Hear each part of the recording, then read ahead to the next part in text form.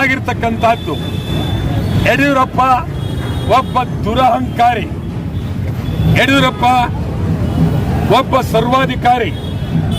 ಯಡಿಯೂರಪ್ಪನ ವಿರುದ್ಧ ಮಾತಾಡ್ತಕ್ಕಂಥ ಒಬ್ಬ ಮಂತ್ರಿನೂ ಇಲ್ಲ, ಒಬ್ಬ MLA ಇಲ್ಲ. ಯಡಿಯೂರಪ್ಪ ಹೇಳಿದ್ದೇ ನಡಿಬೇಕು.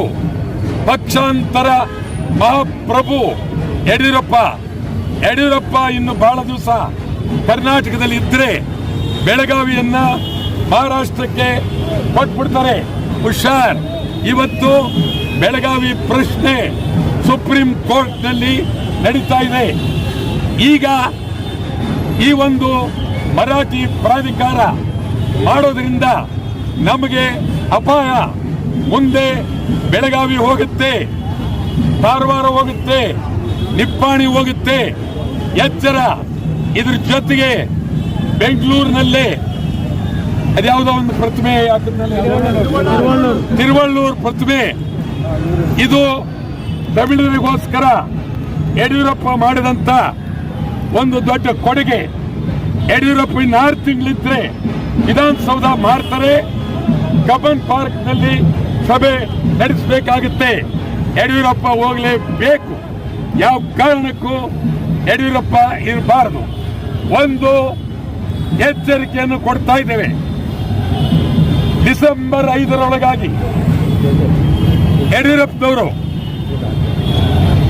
ಈ ಒಂದು ಕೆಟ್ಟ ಕರಾಳ ಕಾಯ್ದೆಯನ್ನ, ಪ್ರಾಧಿಕಾರವನ್ನ ರದ್ದುಗೊಳಿಸಿ ಹಿಂದೆ ಪಡೆಯದಿದ್ದರೆ, ಮರಾಠಿ ಪ್ರಾಧಿಕಾರವನ್ನ ಹಿಂದೆ ಪಡೆಯದಿದ್ದರೆ ಇದು ಯಾಕೆ ಅಂತ ಇನ್ನೊಂದು ಹೇಳ್ಬಿಡ್ತೀನಿ. ಬಸವ ಕಲ್ಯಾಣದಲ್ಲಿ ಮಗನ ತನಗೆ ಹೇಳಂತ ಅನ್ಬೇಡಿ, ಕೈ ಮುಗಿದು ಕೇಳ್ತೇವೆ. ಎಲ್ಲರ ಬೆಂಬಲ ಕೊಡಬೇಕು.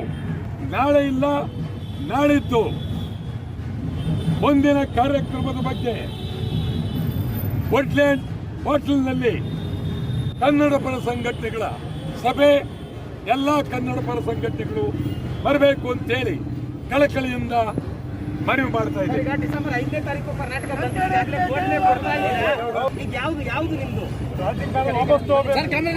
ಪ್ರಾಧಿಕಾರ ವಾಪಸ್ ತಗೊಳ್ಬೇಕು.